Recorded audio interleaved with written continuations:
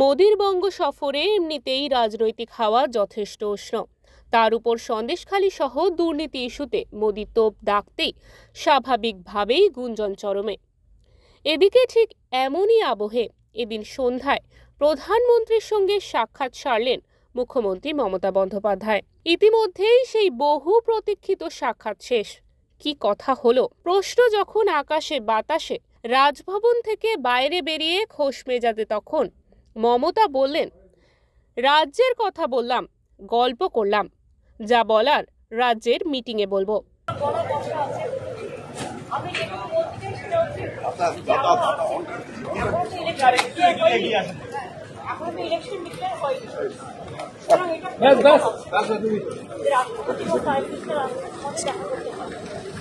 আমি যেহেতু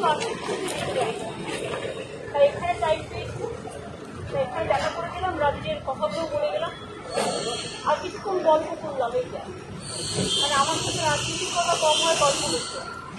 দিদি বকেয়া নিয়ে কিছু বললেন? কিছু দেখুন, আমি একটা কথা বলি, আমাদের যা বলার হলো রাজনৈতিক বিষয়,